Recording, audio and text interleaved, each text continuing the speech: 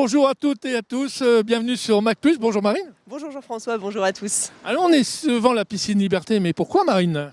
Eh bien nous allons découvrir le stade nautique de la Liberté et toutes les activités que l'on retrouve justement ici. Oui, on va donc aller à la rencontre bien sûr du CNCA, la célèbre association cambréenne. Plus de 1000 membres inscrits, c'est pas mal, c'est même la plus grosse de Cambrai. Donc je vous propose Marine d'aller voir son président, Monsieur Lefebvre. Pendant ce temps-là, moi je vais aller voir le football féminin à Amérique. Voilà, chacun son truc.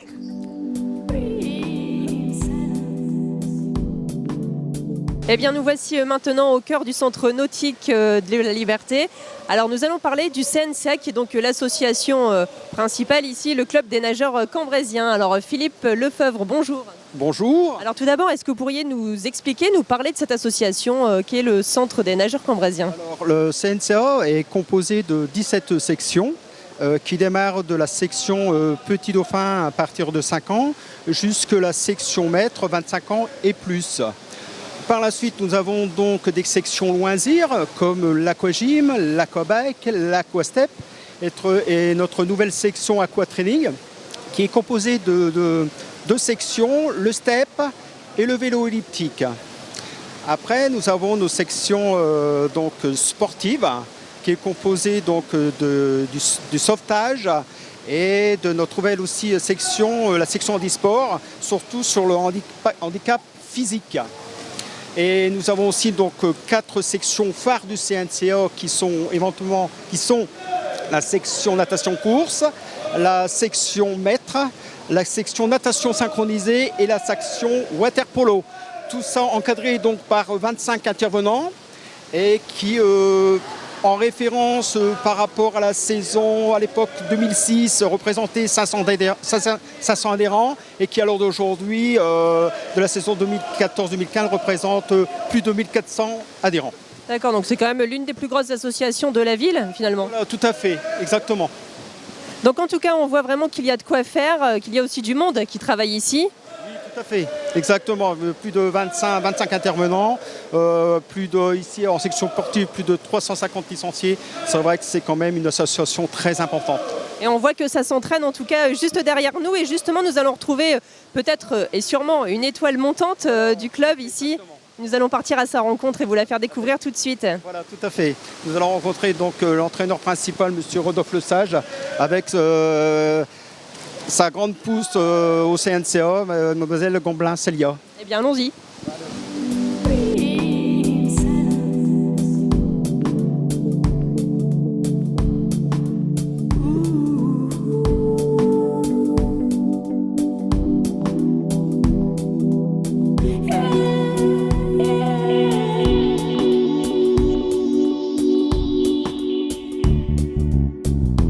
Alors me voici maintenant avec deux personnes un peu particulières ici pour le CNCA, donc Rodolphe qui est l'entraîneur de Célia.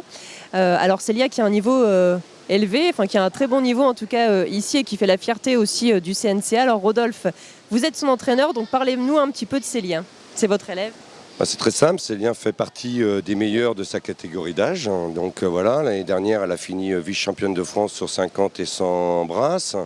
Il y a 2 ans, elle va participer à la Comène, qui est un petit championnat d'Europe pour les jeunes. Et l'objectif cette année, c'est carrément d'aller chercher les championnats d'Europe juniors. D'accord, et donc ces jours-ci en plus une compétition?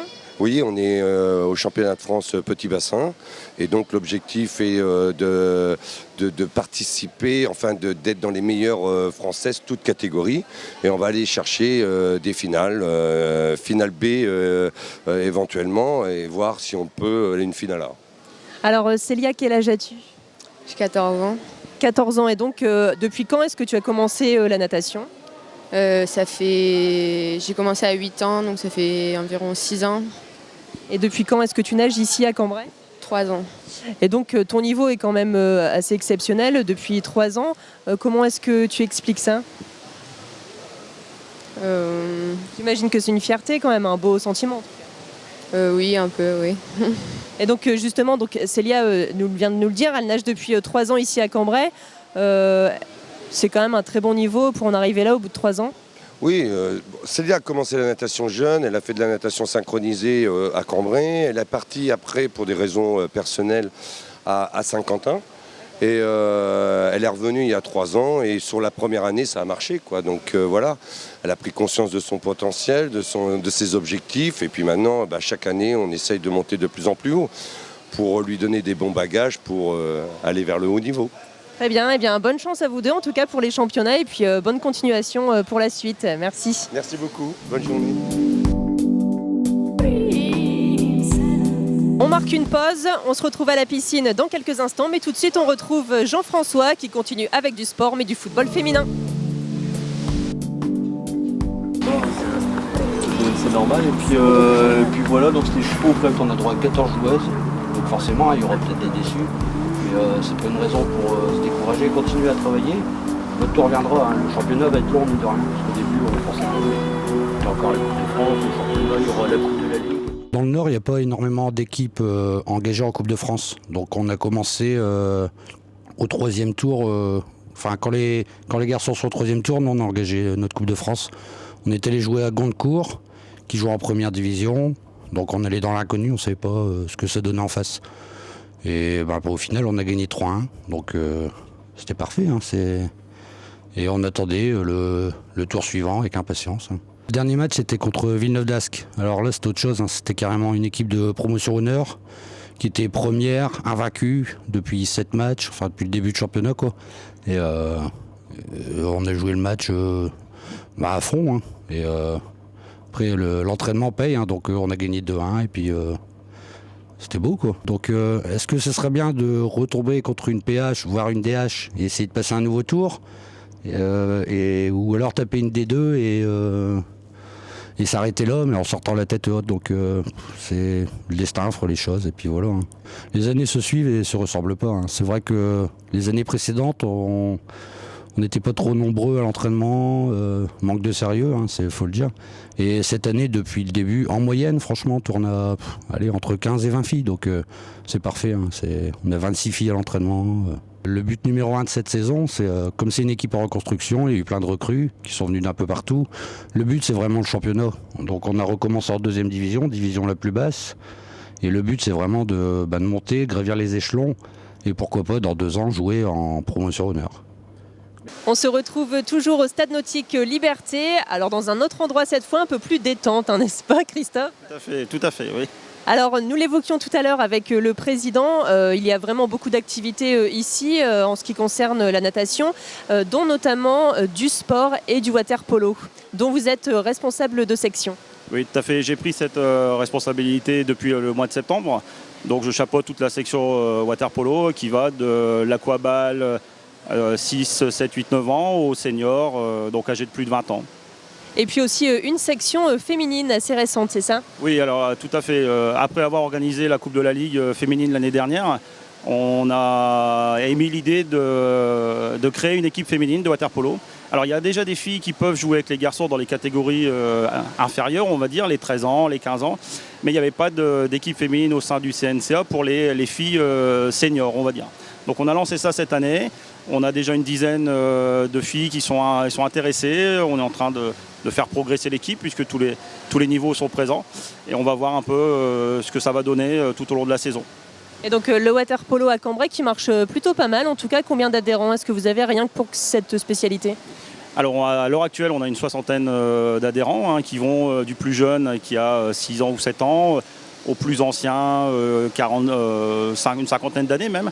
C'est un sport qui est quand même très, très valorisant physiquement, natation, techniquement. Et puis donc on a les objectifs qui sont de faire, en tout cas pour l'équipe senior, au moins aussi bien que l'année dernière. C'est-à-dire ? À savoir une participation à la phase finale du championnat de France National 3. Alors on ne va pas brûler les étapes. On a d'abord le championnat au niveau régional, où il faut finir dans les deux premières places. Et puis après, on verra nos adversaires, cette fois-ci nationaux. Très bien, eh bien merci beaucoup en tout cas. Et donc si on souhaite plus d'informations pour s'inscrire par exemple au water polo, alors se rapprocher du CN Cambrai ou alors mon adresse mail chrpoulain tout en minuscule AIN à la fin @gmail.com. Ok, merci beaucoup.